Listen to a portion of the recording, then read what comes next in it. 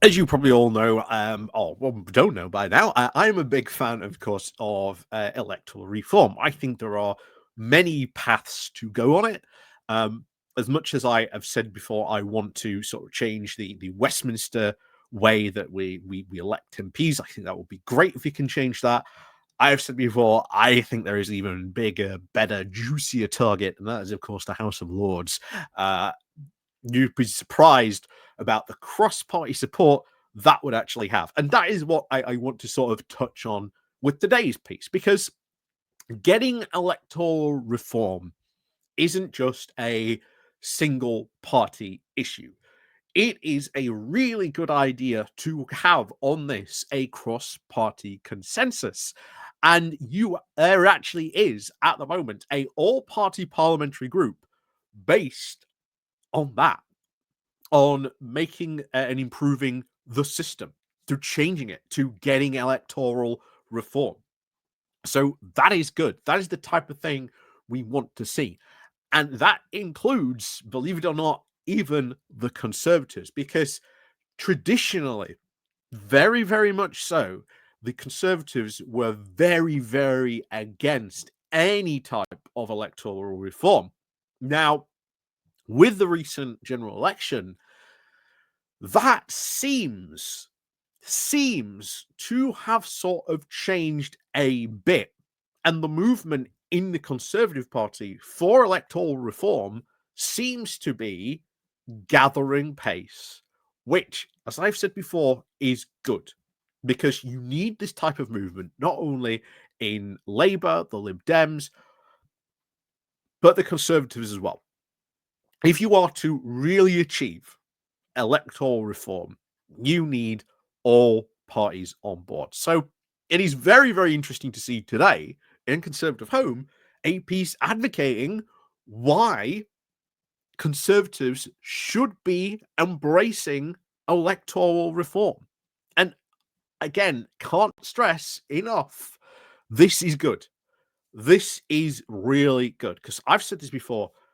Our electoral reform, its time has now come. Very, very, very much so. We see now this argument advancing more and more and more, and it is on the minds of more and more people.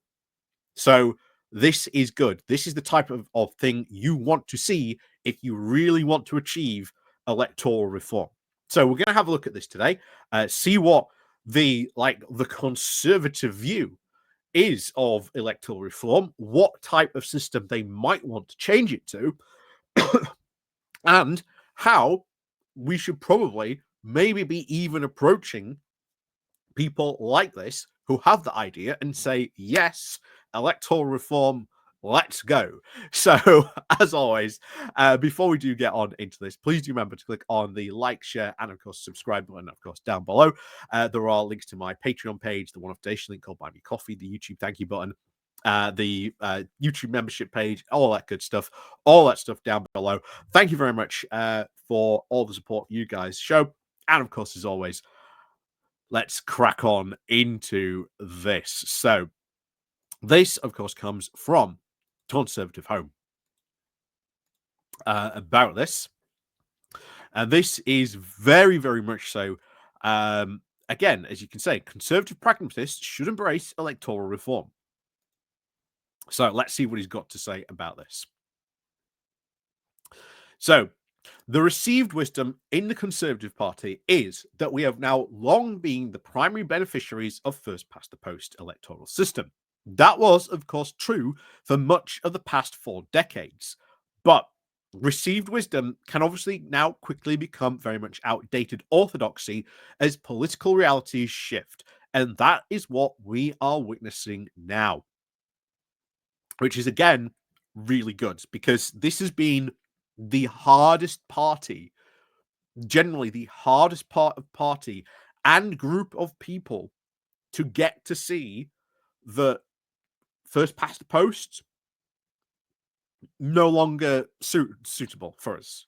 We need to move on. We need to look at electoral reform, and we need to look at it very seriously as well. So it is good to see that there are Conservatives who go, yeah, first past the post, we need to change it. So, even, of course, Kimmy Badenoch described the recent local elections coming just a year after our worst general election defeat as a bloodbath for the party.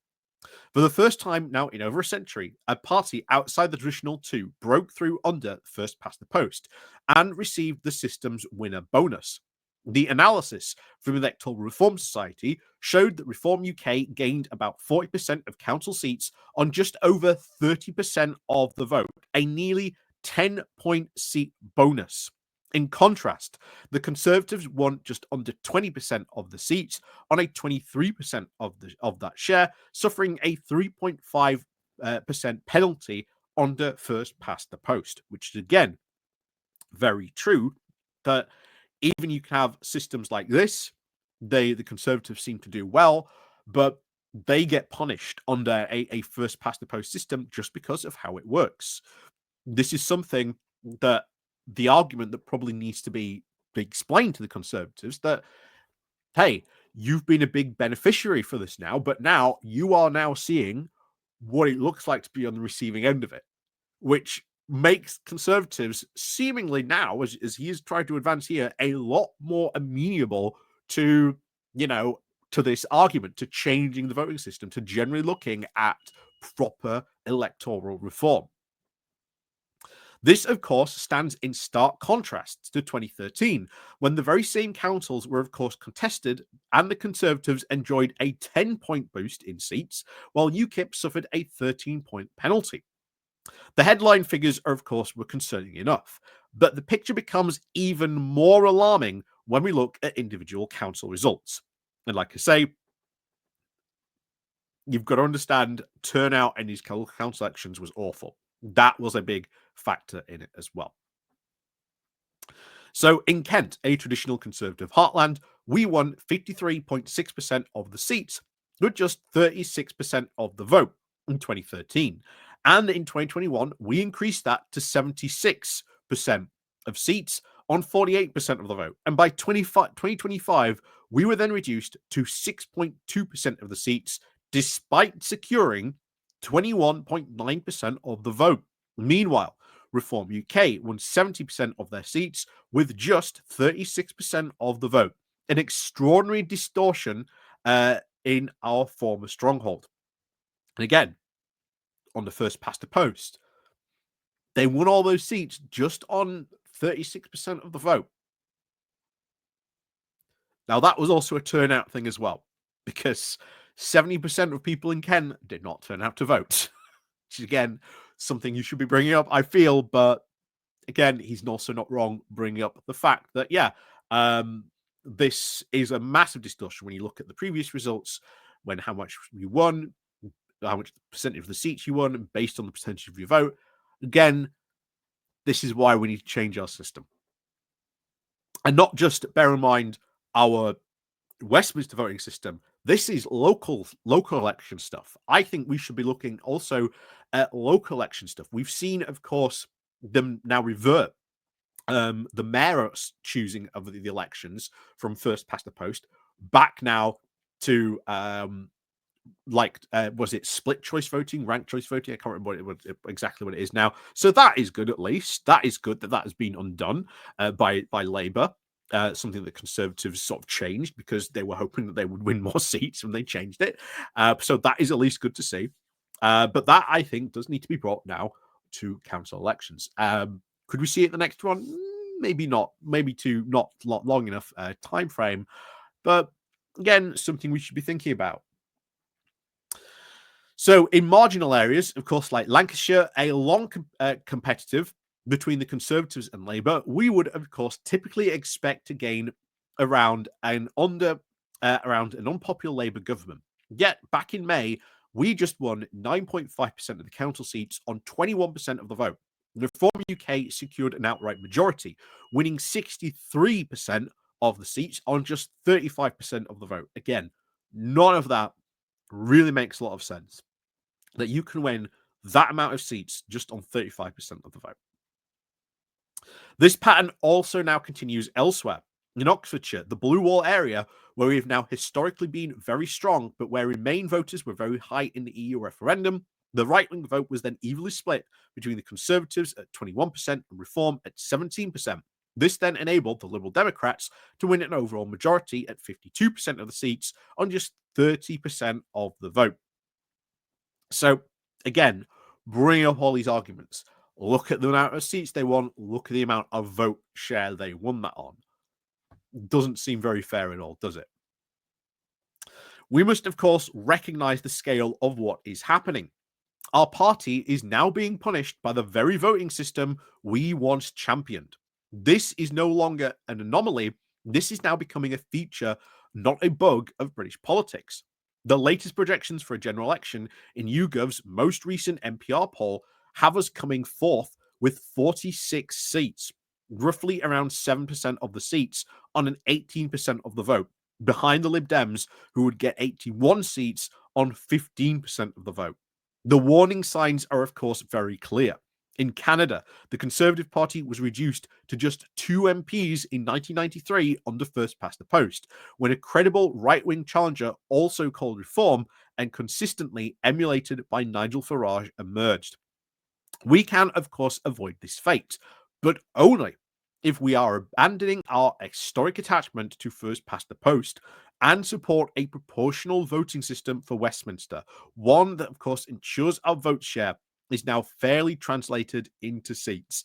And again, this is what I talked about before. While, of course, we must talk about proportional voting system, how good it would be to change that system, the problem then becomes, well, there are multiple systems. Which system did we then go to? I've said before, I think single ranked voice voting would be happening.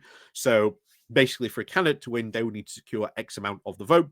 If they didn't, you would then go on to the second choice. If you put your tuck in for that as well, they would then go on to that as well. But let's say your initial preferred candidate didn't win, but you had another candidate that you chose, your vote would still not be wasted.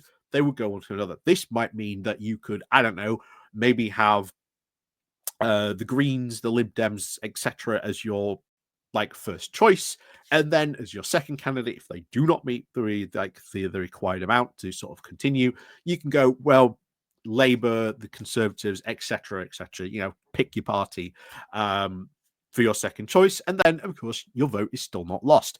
So, but that is just one of the couple systems that we could go with. It's just, which do we want to go with, honestly?